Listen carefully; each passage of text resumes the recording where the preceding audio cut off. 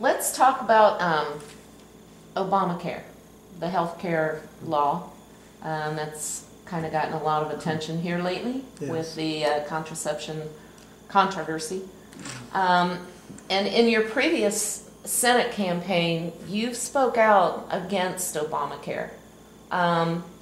Give us an update on your current reflections on the health care law, sure. What you would do specifically to affect that, leave it in place, yes. If you were elected.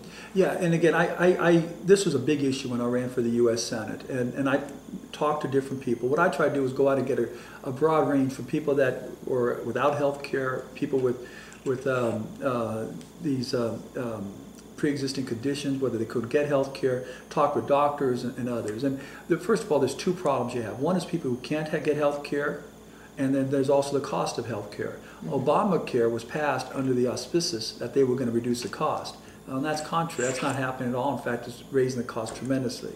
There are four things we could have done to reduce the cost of health care. One you hear about all the time is tort reform. Right now, we spend over $200 billion a year. I'm talking about doctors.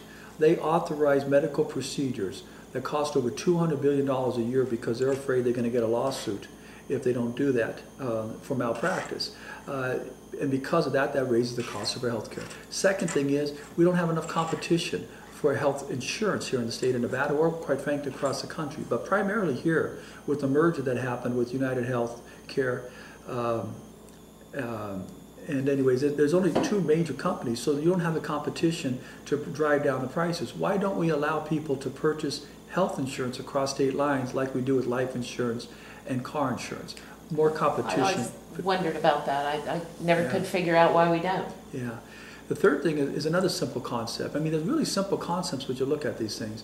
Is Medicare, by federal law, is to be the payee of last resort. That means if you have Medicaid, that means if you have your private health insurance, that is supposed to be billed first, and then Medicaid pays what isn't covered. However, because of one reason or another, maybe the private insurance companies are declining the bill at first, and the doctors and hospitals don't want to pursue it, but they go back to Medicaid. And a lot of we're spending money to pay Medicaid expenses that should be being paid through the private insurance companies that are getting health insurance premiums for it. So go back and enforce that law. And then the fourth thing is, we need to do something to create an ability for people who don't have health insurance to be able to get treated. And that's a tough decision. Right now, people that don't have health insurance, if they have a serious illness, or for some, not even a serious illness, they go to the emergency rooms. And by federal law, they have to be treated, and you can't turn them away. And that's the most expensive place to have treatment. There are these private public co-ops that have worked really, really well. And I can't think of the name of them now, but there were two of them up in Reno, one in Carson City, one in Reno. There was two up north. And what they basically do is, the federal government has provided these co-ops $1 billion. And what they do is they bring people in and they treat them, whether they're doctors that are volunteering the time, maybe some doctors that are retired. You charge people based upon if they can't afford anything, they don't pay anything. If they can afford something, you have a sliding scale. And they treat millions of people a year on it. Why don't we invest back through the private sector like that can provide treatment to people for that, instead of forcing people to buy insurance they don't want to buy, and forcing us to have insurance with certain companies that we don't want to have, but having to go to certain doctors we don't want to have. I don't believe the federal government has any business getting involved in our personal health care decisions. And there are other ways we could solve these problems than what Obamacare has done. How do you feel about the recent controversial contraception? I think it's outrageous. I mean, and again, I know. In what way? I know the Democrats are pandering to the women's vote, and they want to make this look like, hey, we need to protect the women's rights in this regards. But that's not what's happening here.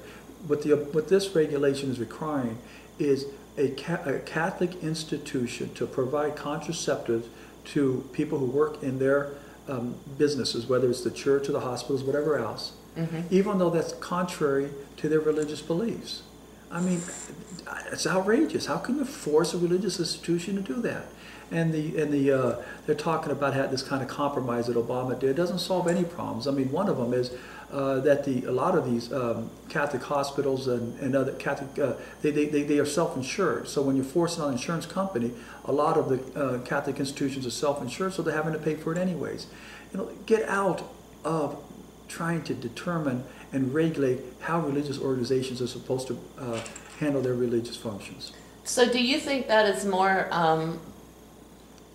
a constitutional issue, or is it a medical issue, a medical insurance issue, or is it a women's rights issue? If you had to pick one of those three, which one would you pick that is the core of the controversy? There's no doubt it is a religious issue and it's a constitutional right issue, because you're forcing religious institutions to pay for something that their religion prohibits. It's a religious issue. Now, does it affect the women's rights issues? Yes, it does. But there has to be another way to do it than forcing religious institutions to have to pay for this. It's wrong, and that's where it is. The Democrats have done this, and I said this a couple months ago when they first proposed this. They must have done some type of polling where they've said, hey, we need a certain segment of this voting bloc and the women vote. So we're going to try to make this a women's issue. And they're trying to take the focus away from what you're forcing these religious institutions and doing. And you can't do that. You can't do one without, you can't ignore what they're forcing the religious institutions to doing by trying to say, okay, but we're taking care of another group of people. What are they going to do next? I mean, what, are they going to make you do something to violate another religion? Okay. And while we're on religion, I guess that kind of segues right into what's going on this week in Afghanistan with the burning of the Korans, the unfortunate incident there, the unfortunate deaths of American soldiers as a result of that. Tell us a little bit about your thoughts on that issue. Take it into your thoughts and beliefs about the Afghanistan war. Even take it so far as to tell us whether you think it was appropriate for President Obama to apologize to the the Afghanistan government for the incident. Well, okay, first of all, with respect to the burning of the Korans, my understanding it was done accidentally. There was no malicious intent. So if there's no malicious intent, how do you apologize? Now, if the apology is going to be, hey, you know, there was an accident that was done, we didn't intend to do it, that's fine. But when you're trying to make our soldiers look like they were wrong and criminals or malicious, you know, that's not right. We need to support our soldiers completely. It's unfortunate that whether it's the Taliban or the extremists in Afghanistan have tried to turn this to make it look like Americans don't like Muslims because of an accident. But we have to do our best to explain exactly what happened. I think the apology helped inflame that and made people more mad at us. With respect to the Afghan war, I've been a big, let's talk about the Iraqi war. I was against going into Iraq to begin with because I felt we had to go into Afghanistan and go after Osama bin Laden and get him and bring him to justice, either through death or trial, because of what he and the Al-Qaeda did in 9/11. Mm-hmm. I don't think we should have pulled troops out of Afghanistan to go into Iraq when that had nothing to do with the 9/11 incidents.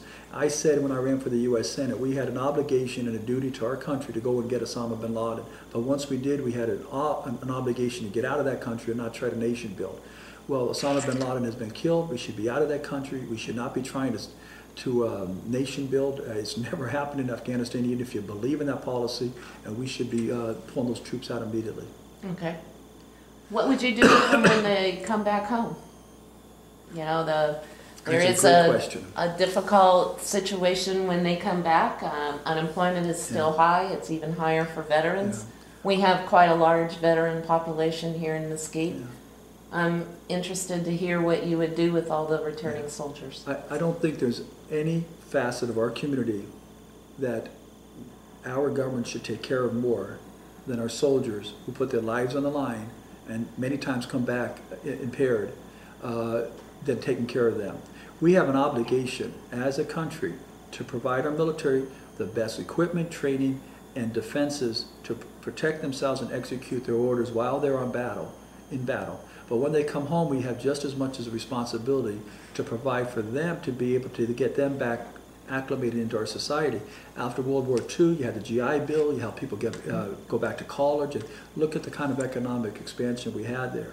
We need to take care of them, whether it's better funding and treatment in the VA, or whether it's educational treatment, going to college or a specialized group.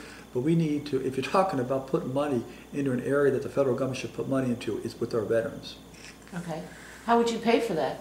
The federal government was created in our Constitution for a few specific purposes, and we should be doing those purposes great and funding those purposes fully. We should not be trying to solve all of socialist problems through the federal government, which is what we're trying to do now. We don't do anything very well. My dad used to have a philosophy when he coached basketball. He said, I wanted my team to do one or two things and do them great. And I love to play against a team that did 5 or 6 things because they can't do any of them very well.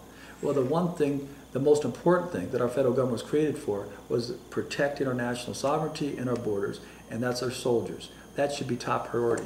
You pay for them first and you worry about everybody else. You worry about the next steps later. Okay.